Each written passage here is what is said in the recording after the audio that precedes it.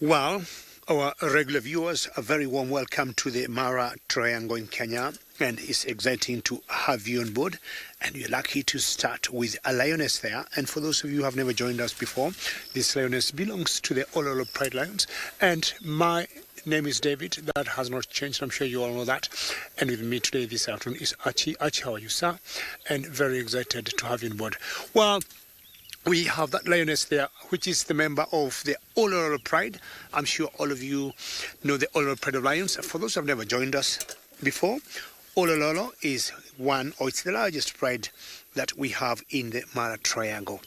It's much cooler than when we started, because when we started it was about 24 degrees Celsius and about 76 degrees Fahrenheit. I want to believe maybe you could be doing 20s and low 70s because the temperatures have gone down. Now, this lioness here had a kill, or still has a kill somewhere. I'm going to show you. She managed to bring herself down a topi. So what you see there is what was a topi, and I would say this was maybe mid this afternoon. You can see from the clotting of the blood there, and she has eaten very well the hindquarters, and she has put it in a very clever spot.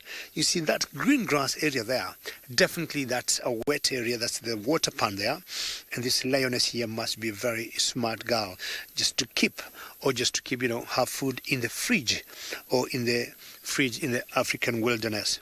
The whole idea is just to keep it fresh as long as possible. That's number one. And maybe number two, to try and conceal it doesn't rot, or its smell doesn't go out there very quickly. The small little blue bird there to the left trying to sneak in there, but definitely it got nothing to do with the topi. And that is a superb starling. And remember, ladies and gentlemen, we always get a lot of joy when we hear questions, or when you get questions from you or comments. And as usual, hashtag Safari Live on Twitter. Yeah, sorry, these are the blue-eared starlings. I thought I had other starlings before. These are the blue-eared starlings. Initially, I had the superb starlings.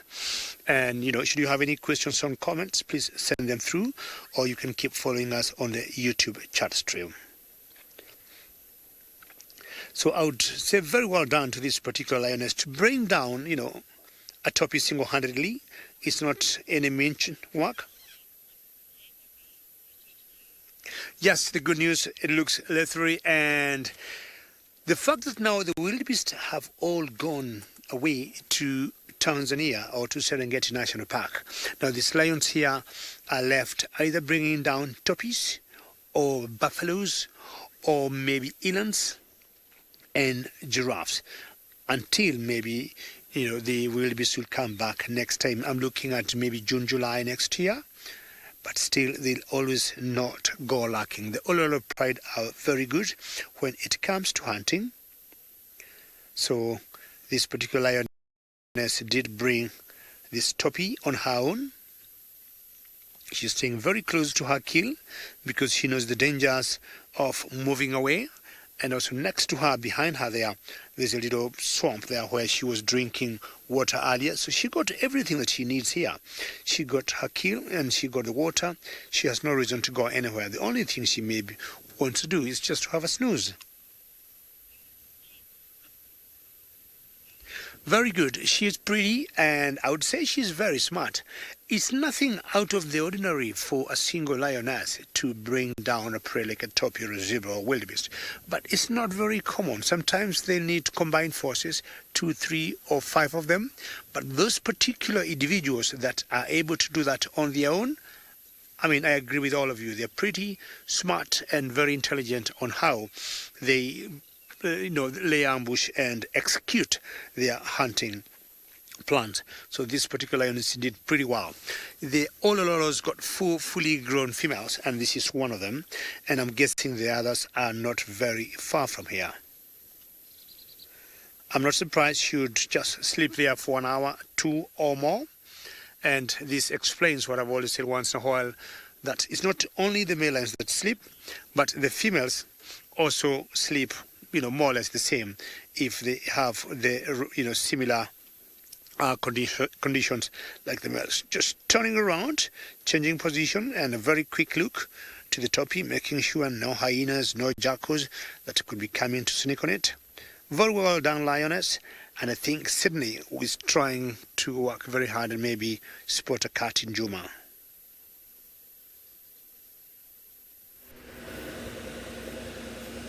A very, very good afternoon and welcome on board. I am just going to carry on from this morning, looking for the last minute leopard, Tingana. He must be somewhere in this area as I left him moving towards this direction. But now I've checked this area twice already, no sign, because all the tracks on the ground, they are fainted as it rained after I've been here.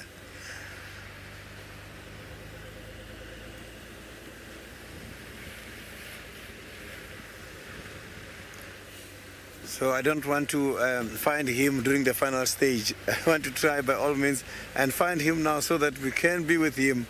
We haven't seen him for quite a long time.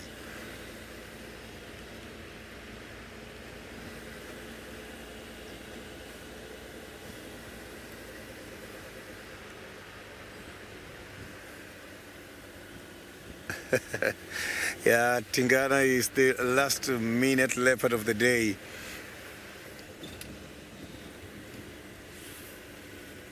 He was walking up this way, and yesterday I saw his tracks going towards the hyena den. So now I'm going back. I'm going to check the hyena den just to see if there is no tracks. I'm trying to investigate if he's got a kill or not in the area here, because his tracks, I've started seeing them yesterday. So now let's cross over to Koli, who's got an elephant.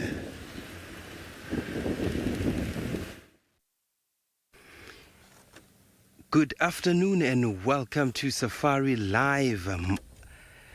My name is Oli and joining me behind the camera is still David. We are here next to the herd of elephants. It's a big herd with adults, sub-adults and the youngsters. They're foraging around, they're feeding. They're enjoying the weather because we had a very lovely rain this morning until midday, and then it changed to a sunny day, and now it seems as if it's going back from scratch. We're expecting rain this afternoon or tonight or maybe tomorrow morning.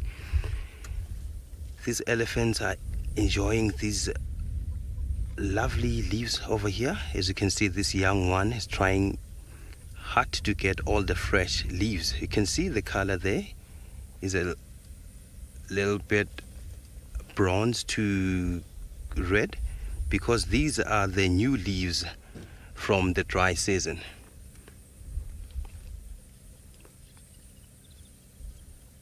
What a big elephant there.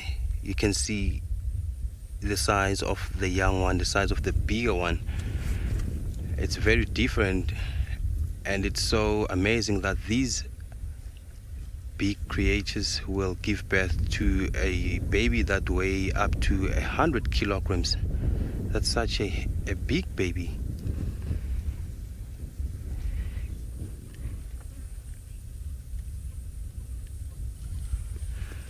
Yes, Alex, what a wonderful question for my drive this afternoon. Elephants can give birth to a single calf, but it's reported that they can give birth to two calves, but I never seen that before. I only read that in books. And it's so amazing that I've never seen elephants giving birth, but I would love to see elephants giving birth. I'm sure it's a heartwarming situation. This is a young chap.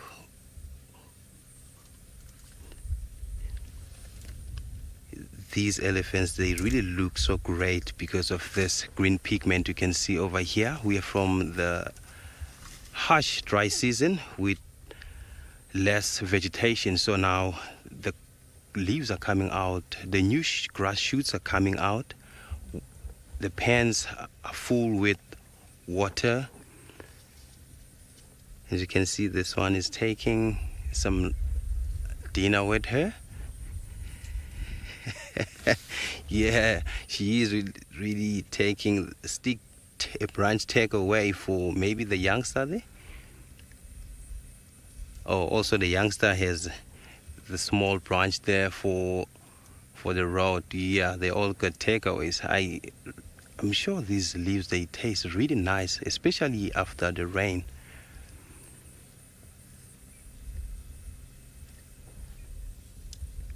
This is lovely.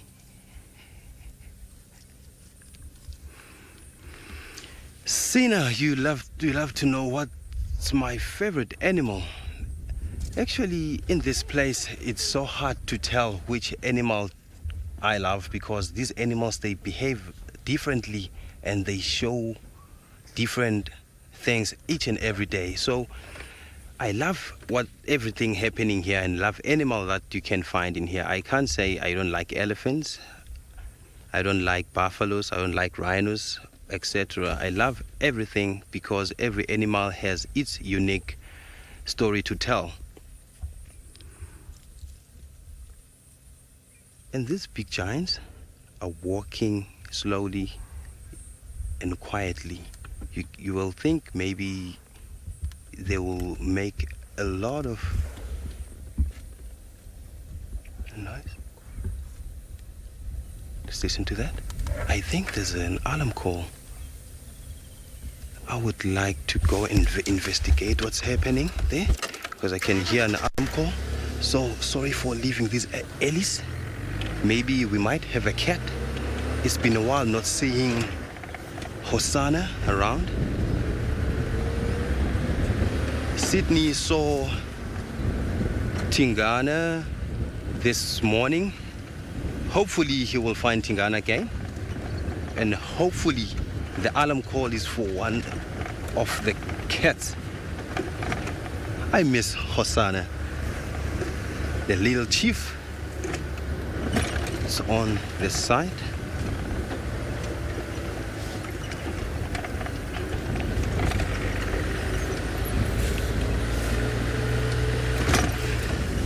It's easier to track when animals are sawing, not an alarm calls, because not all the alarm calls are for cats. Animals, especially like a squirrel, can alarm for a snake, a bird of prey, and obviously you can alarm for a cat. But in most cases, squirrels, they don't help, I think, because they have this great visual.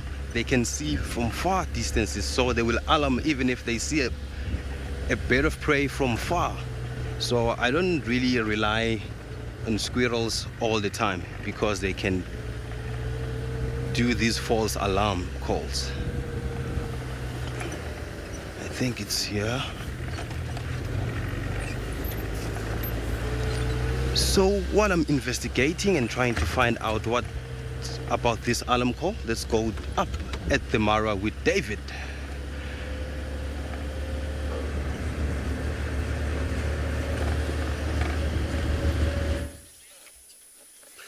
Very well done, Zoli, with all the elephants there. And we got something different now. Initially, we had some starlings not very far from this tortured tree, but as Archie was, pointing out on the other blue-eared starlings, we found out there was a huge eagle on top of the tree. Initially, she was looking the other way, and I thought, wow, a martial eagle, which I have not seen for a long time, and just found out it's actually a martial eagle, but a black-chested snake eagle. Look at her location, such a vantage point, and from there, she got like a 360 view to spot snakes.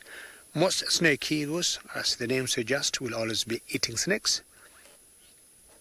And the only one difference between snake eagles and other usual snakes is they do not have the booted tarsi if you look on their legs, they don't have, or they're not covered by feathers like the usual eagles that we'll always see, crown eagles, martial eagles, the tonis, the wild bugs, or, most snake eagles are not covered by any feathers.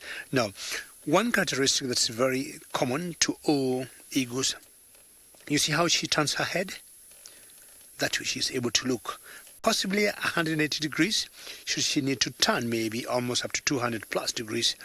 And one thing about the eagles in general, and most of the snake eagles, they have such a depth of perception, because from a distance they can spot a snake from a long way. And one of their strengths is their eyesight, which is pretty good, very powerful, and that is a concentration of maybe a slight movement she might have picked, sometimes even from 2 miles away. When young or when juvenile, a little bit confusing when they don't have that characteristic black on the breast, and many times you have mistaken them for martial eagles. But as they mature, it becomes quite clear. So I was talking earlier about the hooked beak, which most eagles will have.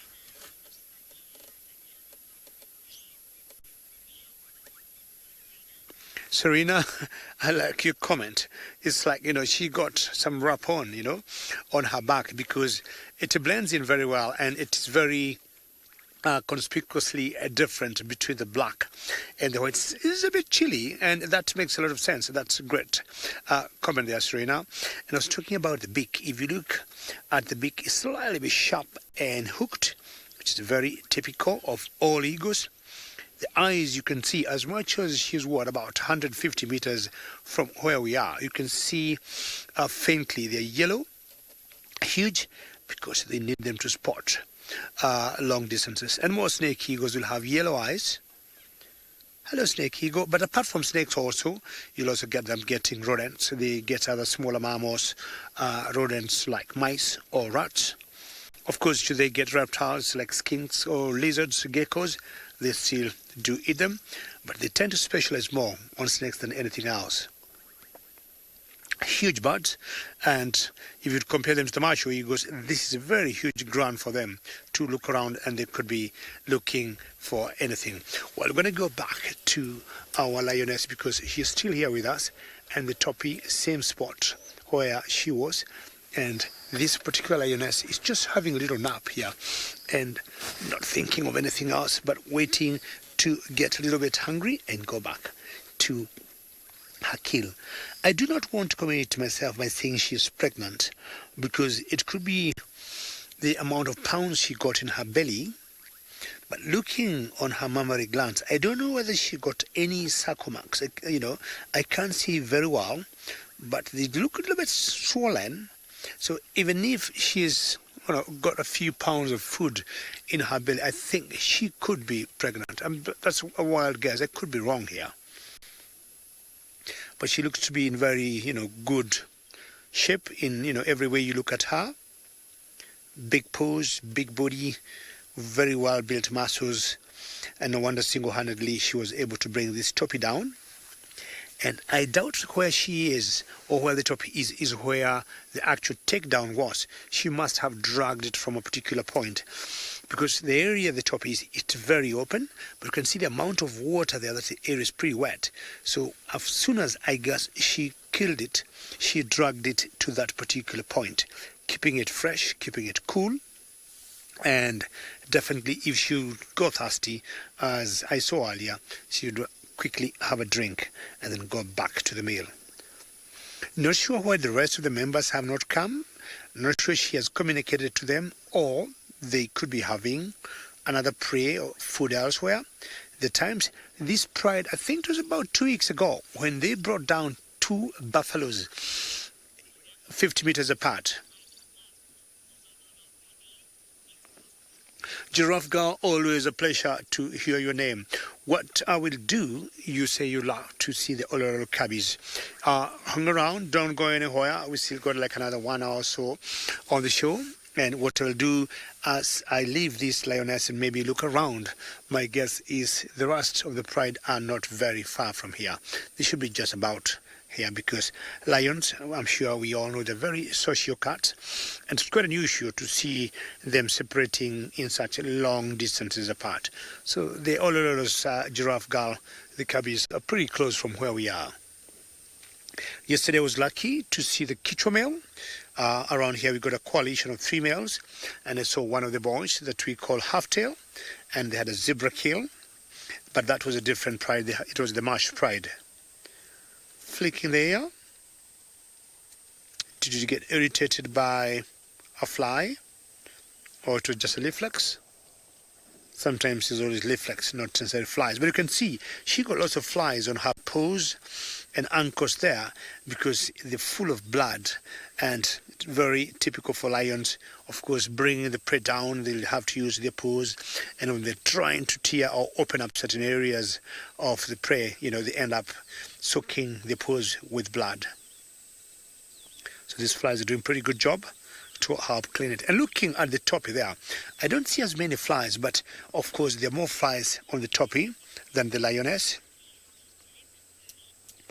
And looks very yummy, a little tempting there, and looks like nice fillet steak. Well, Sydney, are you winning, or what is your position?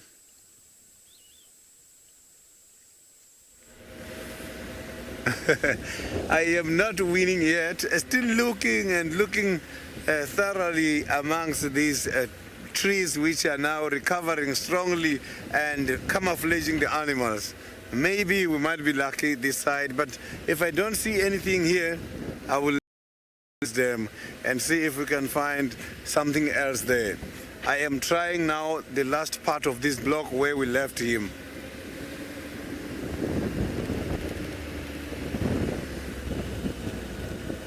So the fact that we are not seeing him now, it doesn't mean he's not here. He might be somewhere here.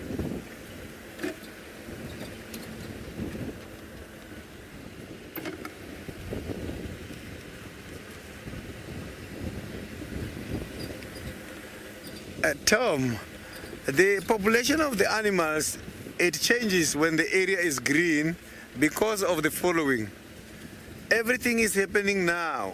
The bush is turning green and animals are giving birth. Animals wait for the bush mostly to start recovering so that they can give birth and eat nutritious food in order to perform a good milking period of the little ones, the lactation period. So every time when the bush is green, the beginning of green, it comes with quite a lot of babies.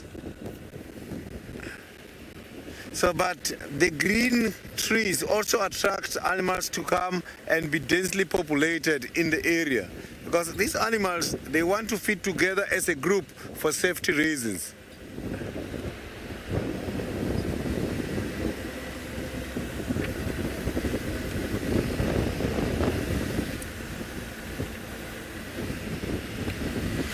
So at least here where I am is much more open, I can see far.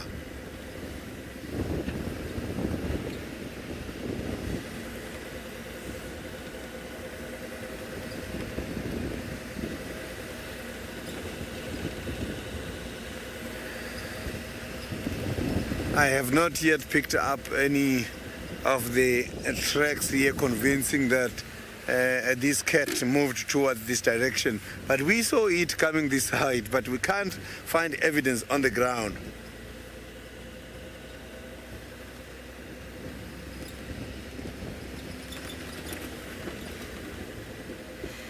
So both Tingana and Hosana, they are hiding these days.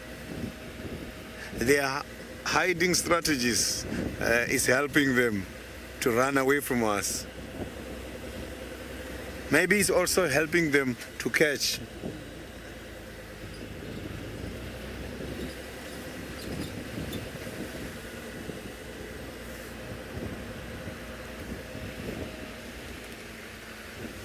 So now let's cross over to Koli and see how Koli is doing.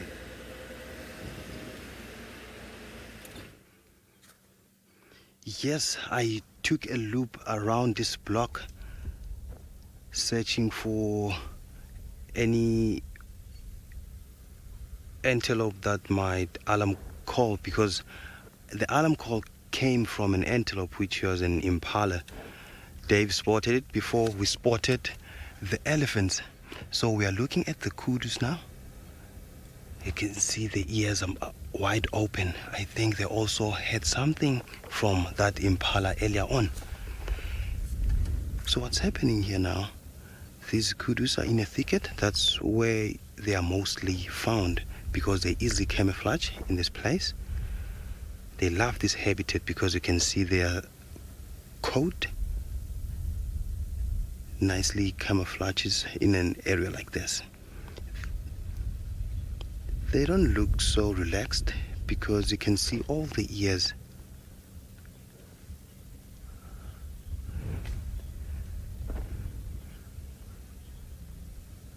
These are such incredible animals. Ken, I don't know whether I get your name right, but you need to know what is the difference between the kudu and a nyala. The difference is the height, the color. As we know, the kudu is light in color with white stripes on its back. Oh, and we have some elephants on the right.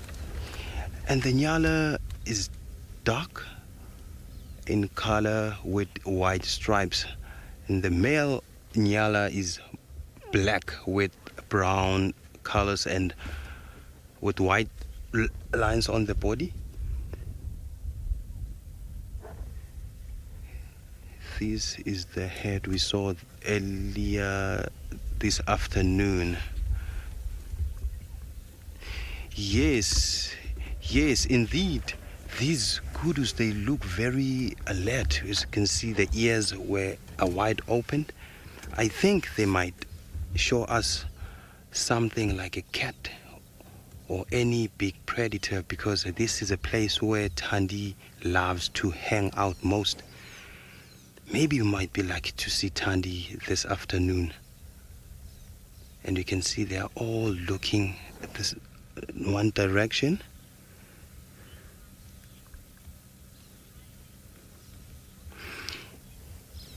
Yes, Vicky, I think I agree with you on that one. I also think the leopards are hiding because you can see it's thick now and they know that safari life is coming to them.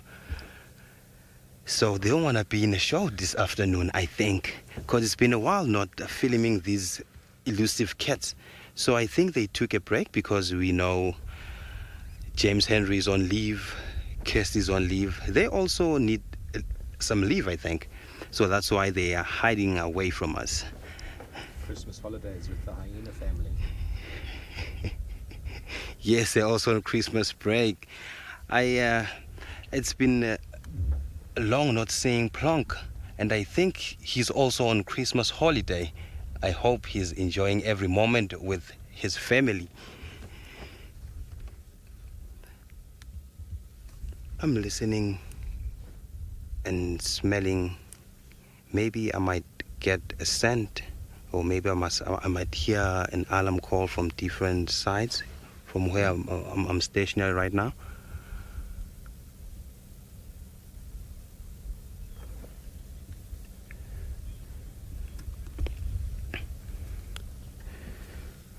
So while I'm looking at these kudus, maybe they might give me an alert where we might see Thandi or any spotted cat. Let's go to David Katanga Kitu.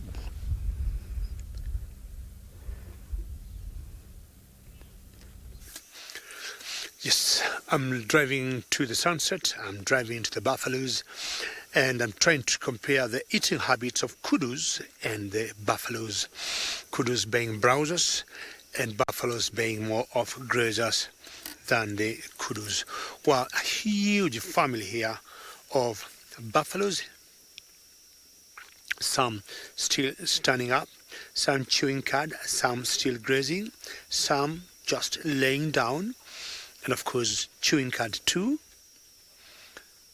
It's pretty good temperatures for them, all of them, to be more active than just sitting there before it gets dark. But around this hour, maybe because of the heat of the day, they will tend to slow down and keep chewing cud. And it cools off, definitely they are going to stand up and start feeding on. Well, like the one lioness we just saw, I was talking about earlier, how the Olololo pride, and for those of you who have never joined us before, it's a huge bird flying up in the sky. I can't make head or tail who that is. I'm trying to imagine maybe it's the snake eagle we were seeing before with Archie. Archie, I want to believe it is a snake eagle. Let's see her landing. Yes, 100%. It's the black-chested snake eagle that we saw before. Thank you, snake eagle. At least you can show us your beak, your hooked beak, which we didn't see very well before. That is used to rip meat. And that was very good camera work. Archie getting it all the way from the air to its landing strip. And that's a great landing on that torchwood tree. Well done. You didn't catch yourself anything. But sometimes, just like the vultures, they might fly up in the air, look, or sometimes they mistake something, or before they get to their prey, the prey just disappears. That happens many times. Well, going back to our buffaloes there. I was saying, you know, how there's a huge males there. If you look on the horns, you can tell they are big. So saying the Olololo pride of lions, for those who have never joined us before, that was one member of the lioness that we saw. A few days ago, they brought 2 buffaloes down together. And I want to believe those 2 buffaloes belong to this particular herd. And what happens is the migration is gone. And because the migration is gone, now the lions have to deal now with this rather dangerous and difficult prey to bring down. But they have always known, they have learned, I would say, their skills, and having energized themselves the last couple of months when the wildebeest were here, they have every reason to be able to bring down buffaloes. Hello. Strange sometimes how you get males staying on their own, females also on their own. It's a little bad on that. Daniel, good question. I would say, looking at IUCN, you ask me the buffaloes are endangered. I would say no. IUCN listing, they have, put buffaloes as normal. As yet, no concern, Daniel. Unlike, say, rhinos or cheetahs or certain birds like the southern ground hornbills that are quite endangered, for the buffaloes, I think we are doing very well. So far, so good. There is not a lot of bushmeat going on. Of course, poaching has been contained very well. They haven't had a very big concern of loss of habitat. Say, for example, cheetahs. Rhinos is because of hunting, for their horns. And ground hornbills is because of lack of, the big trees because of logging and, of course, lack of habitat. But Daniel, as you go back to our buffaloes, I would say so far, so good. When we look at the IUCN listing of the buffaloes, they have not voiced any concern. Neither myself. I've always seen the numbers being stable, growing once in a while. And of course, once they come down, are the normal checks and balances from the predators. Rosalind, very good question. I would say a buffalo could comfortably do anything like 57 kilometers an hour. That might translate to what, about 35 miles an hour? Yes. So, Rosalind, these animals, they look big, but if they decide to run, 35 miles an hour, it's not, a small speed. And to many people, just seeing such a huge mass of animal, running towards you, Rosalind, you'll tell like, no, I don't want this animal here. So they're quite fast. Of course, not fast like certain other animals that are small, like antelopes. But, 57 kilometers an hour is pretty good speed for such a mass. It's the beauty of the Mara with all the spread of the torchwood. The herd of elephants are in the background there. And I'm saying they have a commonality here.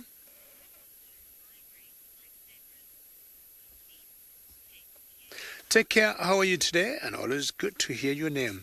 Now, zebras may not, or rather the buffaloes may not migrate like zebras and the wildebeest.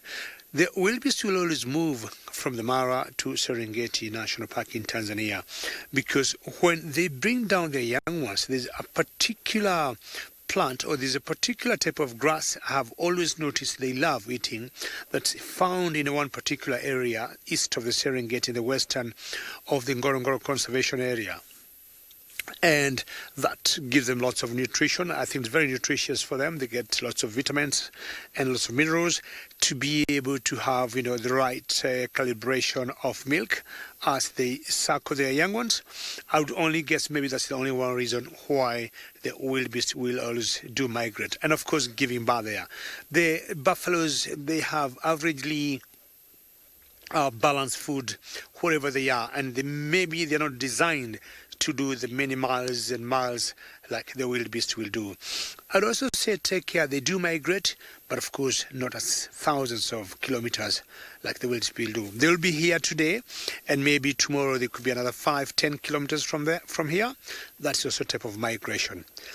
The oxpeckers will always be with these animals, and as you can see there, it could be either red-billed or yellow-billed oxpecker. She just took off, and they always use their beaks, just like scissors going through the fur of these animals to get the ticks or certain mites out of their bodies. Of the big 5 animals, personally for me, this one is the most dangerous.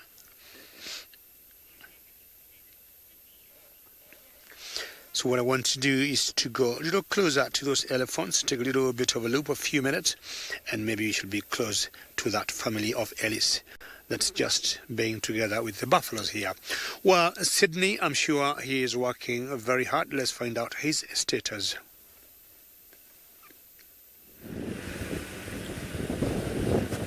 I have just been to the hyena den, and when I got there I saw nothing, and there is no tracks at all.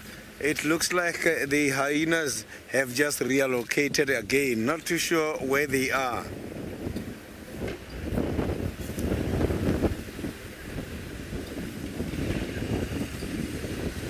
So the weather is changing at the moment. It's starting to get windy in this area here.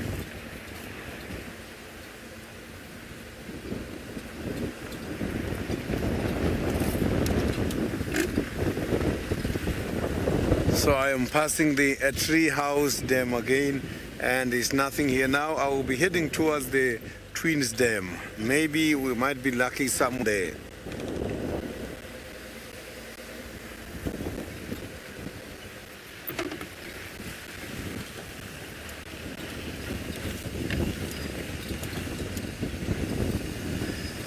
Lala, the animals don't really pose any danger by the uncovered vehicles, like open vehicle like I'm driving now.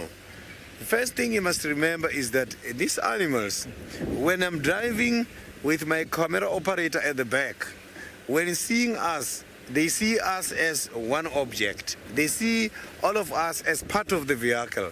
But if my camera operator decide to stand, he's going to break the shape, and that is when they're going to notice that there is something there. We just have to sit still, and it won't cause any problem, and they won't also not cause any harm.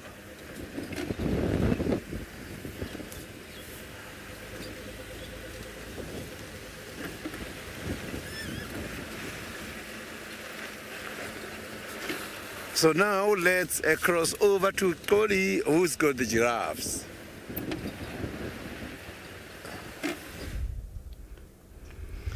Yes, I haven't heard of any alarm calls again. It was only once, so I made a second loop around the block, hoping to find a track coming out of the block, but no luck yet. So I decided to stick around these giraffes because they are the tallest mammals you can find in this whole world. So they might see something around the area, because I will use them as my aerial view, because sometimes they do make some,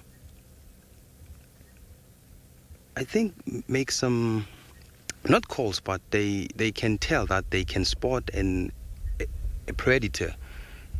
They can lift up their ears, and they will look at that particular spot for a long time, and then I will follow on that one if they might do that. This one is a big guy.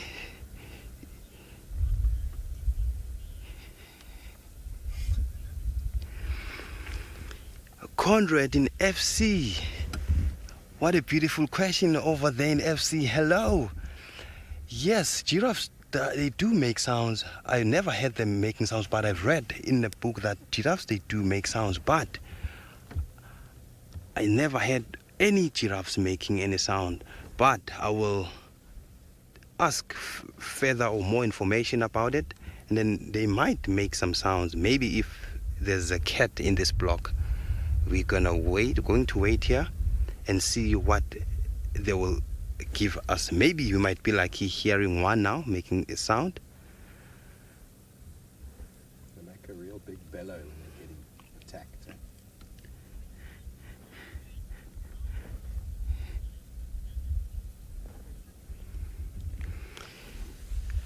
Catherine, what a nice question. You need to know, are the giraffes endangered?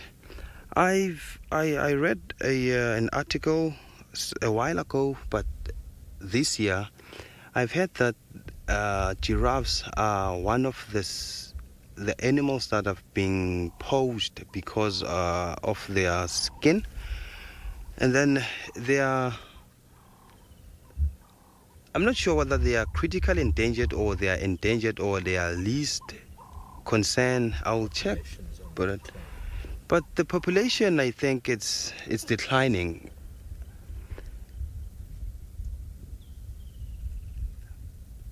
Yes, I think population is declining because we don't have a lot of giraffes left compared to like long time ago. We used to have a lot of giraffes.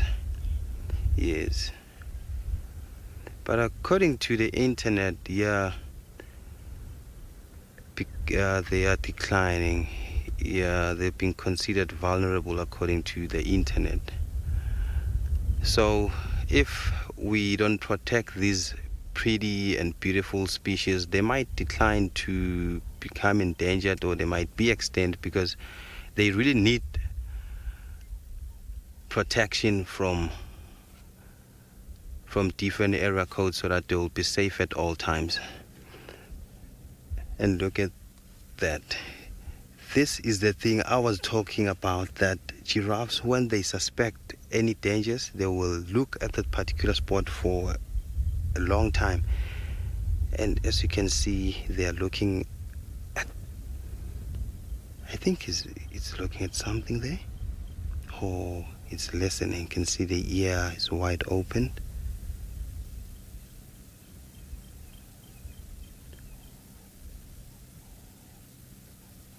Yes.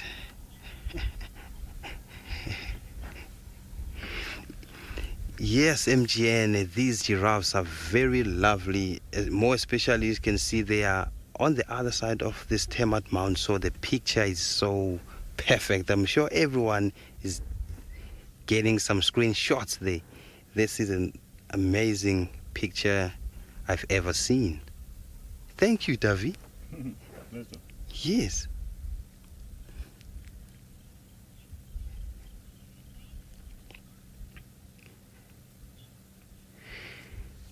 Yes, I will stick around a little while these giraffes are walking, maybe inside this block, and show us some elusive cats. Let's go up to the Mara and see what David has for us.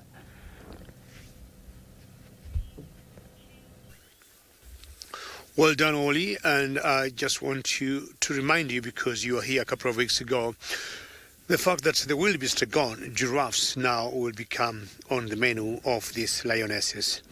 I moved about 300 meters from the first lioness we had that had a kill of a topi, and found this sister or first cousin of that other lioness. And this is the pride of the Olololo, or we call them the Olololos. And what a strategic place for her to be, and not very far from where she is, another 5 meters, there's some little pan of water. And, we have always said water is life. She's getting, oops, well done, Archie. Some 2 Egyptian geese just flying over there and making it so colorful for us. And landing in the water, poop! Very vocal. Look at that landing and compare that to the snake eagle. the land and they say we have landed, and I would guess that is a clear indication, because in general the Egyptian geese are very territorial, and I'm trying to imagine they're saying we have landed. I'm happy you love it. And I would think they're just saying we have landed, we have arrived, this is our area. Apart from being very monogamous, the Egyptian geese, they are very territorial, and they could be controlling this area for a very long time. Not sure what happened to the very famous 7 goslings that I kept seeing at one of the dams in Juma. I'm sure Oli or Sydney or Steve might want to remind me whether they ever found them. But yeah, at one point we thought these are very careless mothers to the Egyptian geese. Look at that beautiful sky there, and I'd want to call that some pretty natural framing, with water pan on one side, a lioness legs up having her best in life, and a beautiful sunset.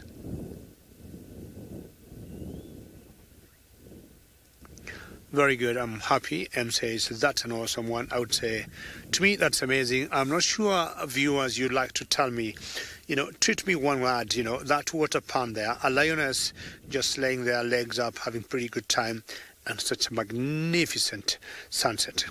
You can tweet to us, #SafariLive on Twitter, and let me know in one word. Amazing. And M, I think, said amazing.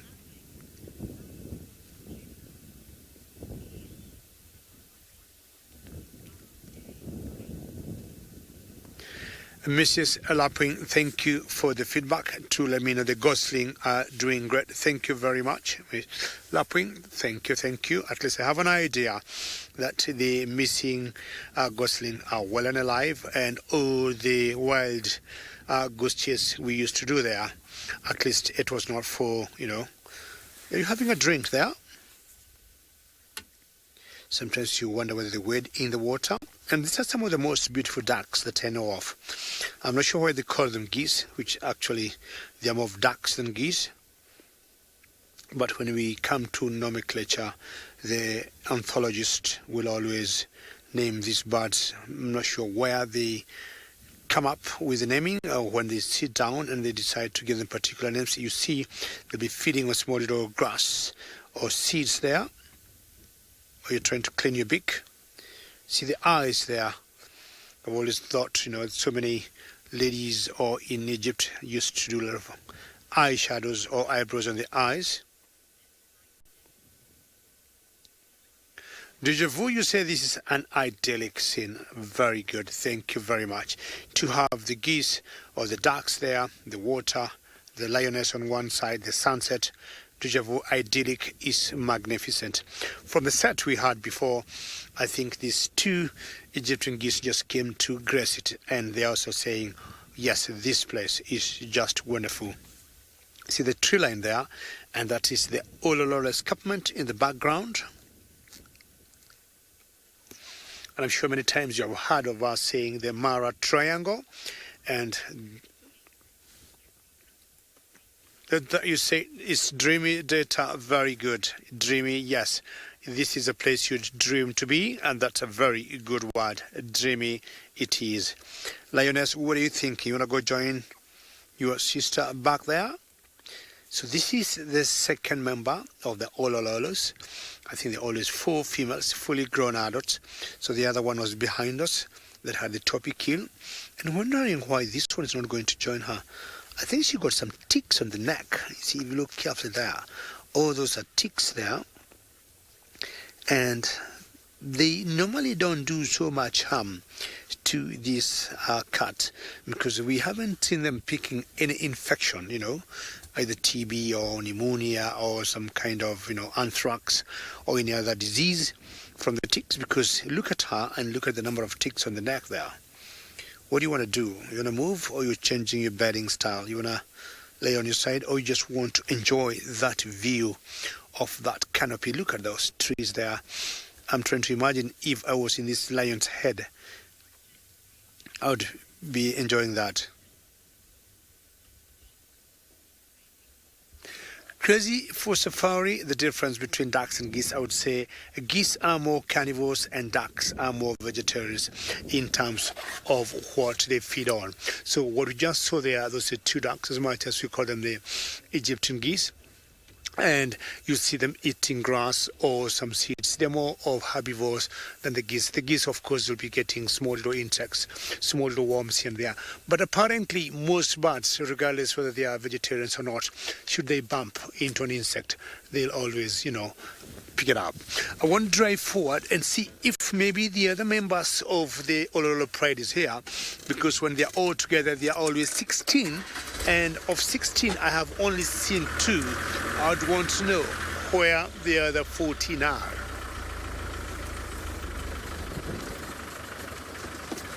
All right, this is one area they love because it's pretty high where we are on this water pan, and what they would do, they'd use it as a vantage point to look around for prey, and I'm sure that's how maybe they spotted that one topi back there, or how they spotted the buffaloes the other day and laid the strategy on how to go and hunt them. I'm very convinced the other 14 are not very far from here. I want to search this area and see if they're anywhere here. Going to stop and get my fire Lucas, but in the meantime we'll take you back to Sydney, who got an antelope.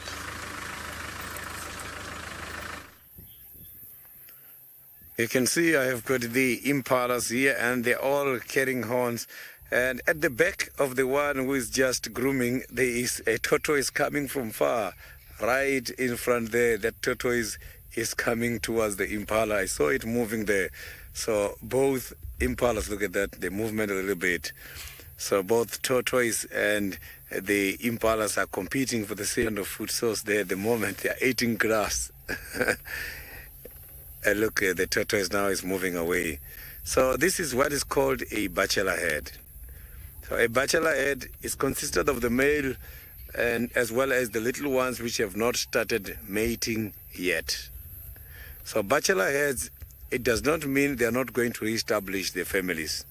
From the bachelor head, these animals, they feed on nutritious grass. They also eat the leaves, which gives them quite a lot of stamina in order to challenge the other males to establish their own families. Come January, you will see impalas, they grow big, and here by the neck, it looks very big, and they use this neck a lot when they are challenging each other for territorial purposes.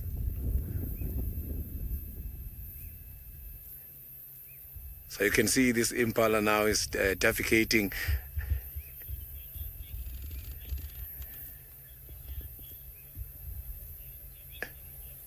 The impalas, when they're rutting, you will hear them chasing each other, making noises when they are chasing each other. So you can see there's 3 stripes at the back which serve as a follow me sign. When the females has got babies, they rely on that. So they're being inquisitive. Maybe they have seen something, or they must be just investigating. It's normal. Animals in the bush, they must have to be checking the surrounding all the time. So now I'm going to try all the way up to Rebecca's and see if maybe we cannot be lucky before we finish with Tingana again. Maybe it's just going to be again the last minute leopard.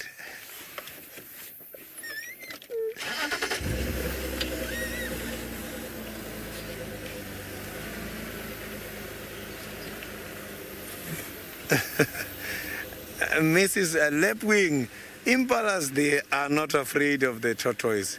The tortoise, maybe when threatened, is the one who can withdraw the head for safety reason inside the shell. But the impalas, they won't have a problem with tortoise.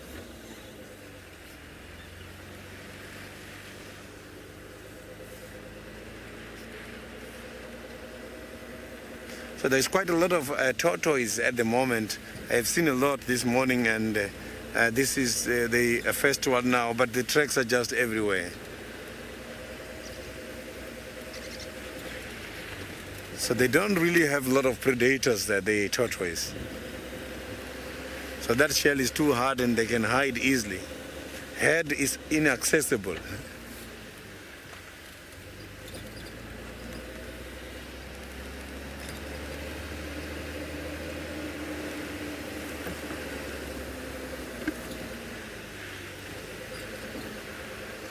So the tortoise, the predator for them mostly is the ground hornbill. You know, the ground hornbill, I saw them eating a tortoise alive. They can knock the tortoise here until it's open, and they can eat the flesh when the tortoise is alive. So those are some of the predators which can take down the tortoise.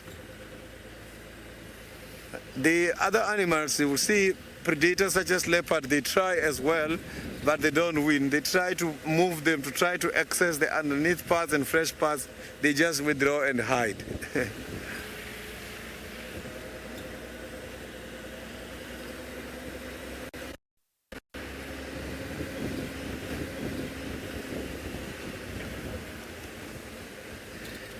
MGN, the tortoise, indeed, they are very funny animals, and I like the strategy they do when it comes to the dry season. Before the dry season, they also start to collect water, thinking about the drought season, and if you pick them up, they release that water. So they store the water by the booth. That's why it's very much dangerous to pick up the tortoise, moving it from the side to the other side of the road.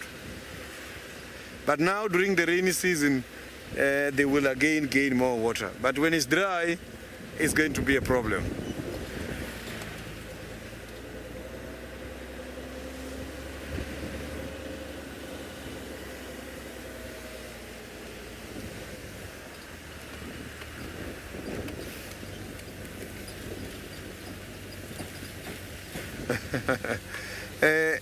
Cortex, the pangolin, the scales are not attached like the shell of the tortoise. The shell of the tortoise is very much hard, and the scales of the pangolin, if you look at them, they're not attached, so they are separated.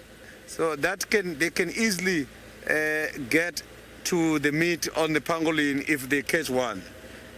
Because if they can be able to open that shell, it will be easy for them to take the meat from the pangolin.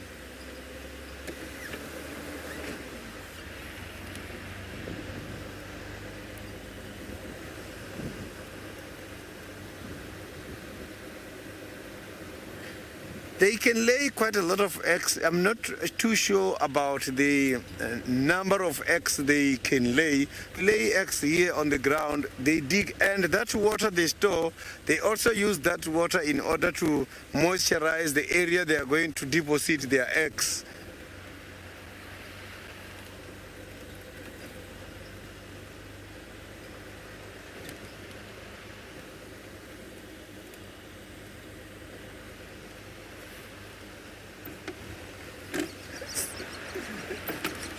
So now let's cross over to the Maasai Mara where David is having the hippopotamus.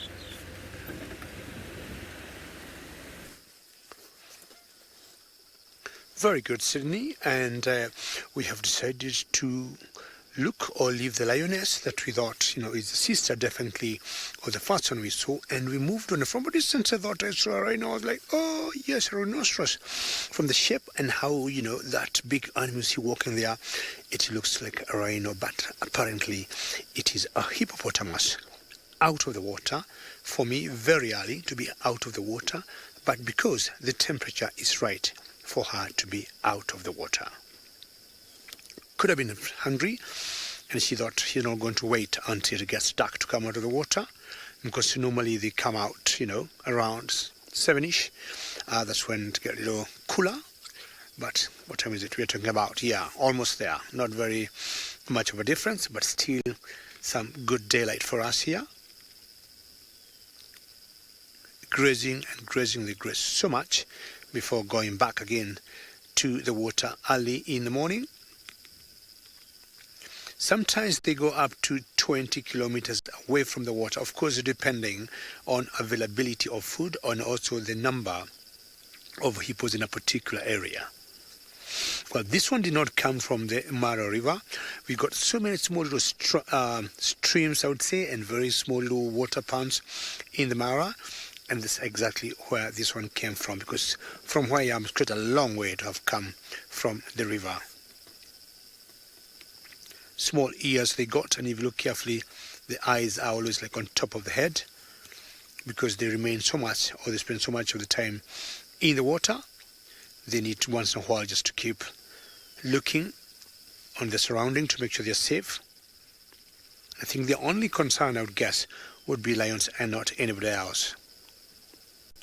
The local name for hippos is kiboko, and kiboko translates into a lash. And way back when people used to, either bring these animals down either for bushmeat or for other reasons, or for their tusks, their teeth, the skin of a hippo, it's very tough. and says, in the final control, she is trying to hide. Well, this could remind me of the proverbial ostrich trying to hide their heads in the sand. So the skin is pretty tough, and if you would cut it into small strips, we have seen prison warders in Africa using those strips as slashes, to discipline the prisoners. Well, hopefully he doesn't hide anywhere. We need to move before darkness comes. I'm still wondering where the other 14 lions are of the Olololo pride. I had plans earlier to show you the elephants, but when I saw this imaginary rhino, I very quickly forgot about the elephants, but at least not bad to see a hippo outside the water. Well, it's really cool off. I might be looking for my other jacket, because as it cools, oh my famous Maasai shuka. Kimberly is saying, the hippo saying, you can't see me, ha ha ha ha, and it's true, she is hiding. I don't know if you have seen Kimberly lions trying, or cats trying to hide with a stalk of grass like this, and so long as their eye cannot be seen, they'll always think hiding. It's true, it's very possible. And take, wow, so far so good. Excellent, time to move on. I'm sure you can see that moon from here. Do you have the right angle to see the moon, or is it too tight because of the frame of the car? But if you can see it, I'll be more than happy, because the sun is going down, and let me just turn a little bit, and the moon is coming up.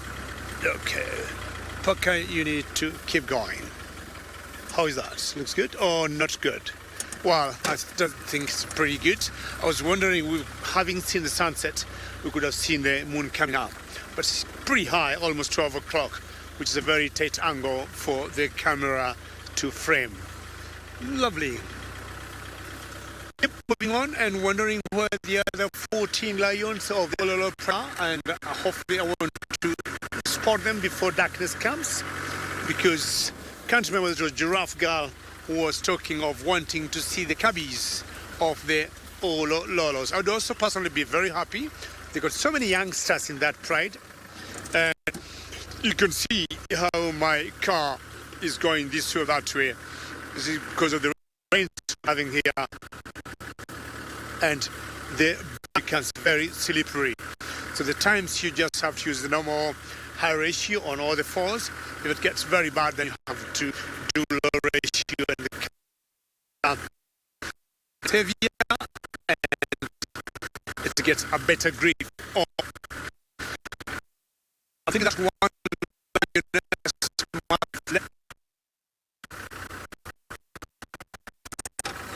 So I'm trying to see, or I'll follow it up, that one lioness, and see whether it went to join the one that had the topi kill. My signal may not be looking pretty good. Let me first take you back to Sydney in South Africa.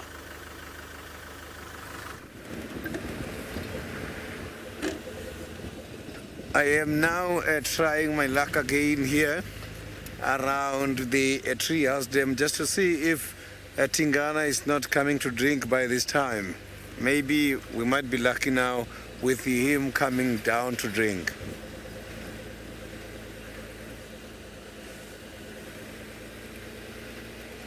Maybe he caught something this morning after we saw him.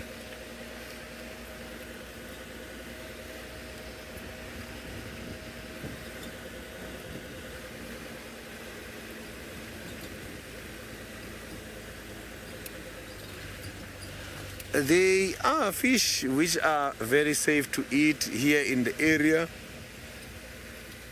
There is the catfish which are safe to eat. We also got the tilapias which are also safe to eat, and the carps.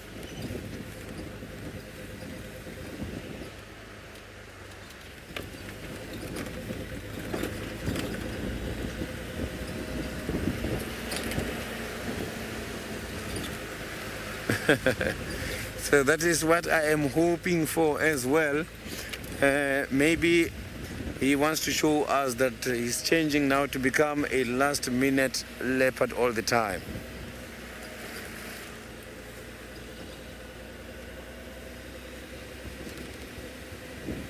So there's quite a lot of tracks of other animals here, but his tracks are not here. So it looks like where he is very much stationary.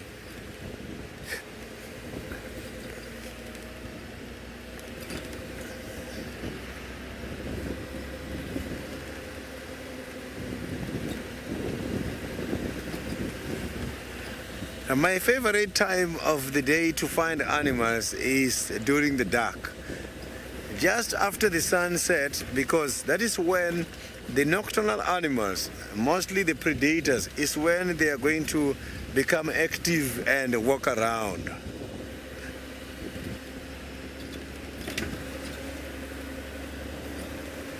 So, but the leopards, during the day you can see them. Any time of the day you can see them. They don't really depend much on darkness when they're going for hunting. They're just opportunistic. So they will just go for everything and anything which presents itself.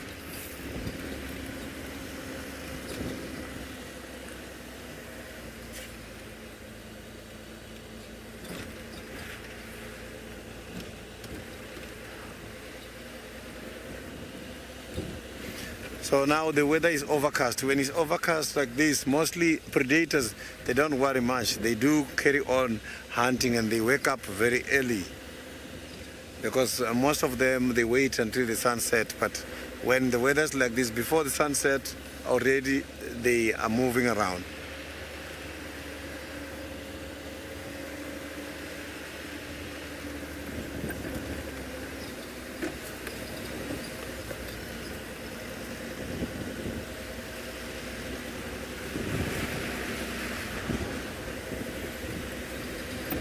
So I'm just gonna switch off the car and listen. Maybe we might hear something.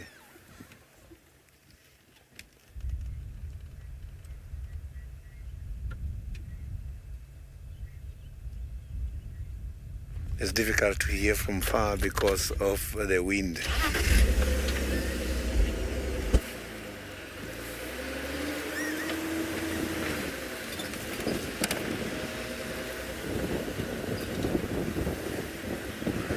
So now let's cross over to Collie, who is also on a search for something.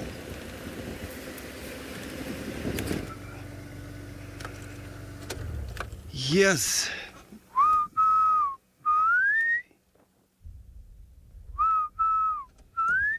That's a black cuckoo. I'm mimicking a black cuckoo. Why I'm mimicking a black cuckoo is because while I was in the trek academy doing my trekking classes, I was told, and I've seen it with my eyes, that a black cuckoo can lead you to a leopard, because they do call when they see a leopard. So I have tracked, I did it. I might be lucky, I might find a leopard. But it's so hard to find leopards, especially territorial leopards or territorial cats, because after the rain, they mark their territory. They walk around the flanks of their territory, do their markings. So the interesting thing I wanted to show you is these trees, which are knocked down. They're knocked down by ellis, and I'm not sure whether these ellis, they go for a specific tree, because since I've been here, I've noticed that most trees that have been knocked down by elephants, 50 to 65% of them are the knock thorns. So I don't know whether there's a story behind that or what, and this breaks my heart because most vultures, they love to nest on top of the knob thorns, and elephants, they love knocking these trees down. Or maybe they get angry because they don't give them nice big leaves. Maybe, I don't know. Maybe you might know something. If you know something, just send your comment on hashtag Safari Live on Twitter and the YouTube chat stream. And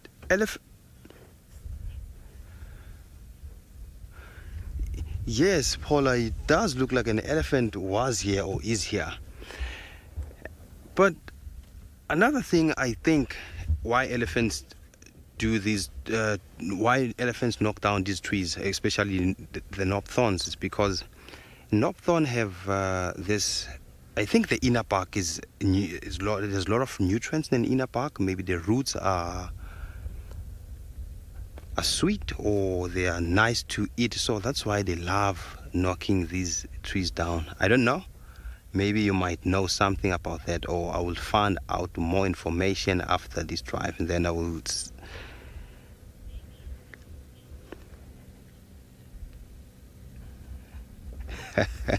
Yes, maybe elephants, they just love teasing vultures.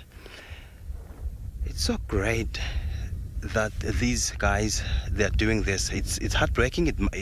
It's also great because we know the wood borers, which are the insects, they go for dead trees. So elephants help wood borers to have a habitat, at least to have a place where they can stay, they can hide. So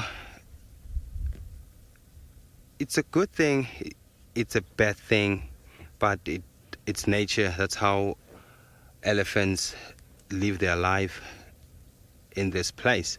So let's go to David in the Mara and see what he has for us.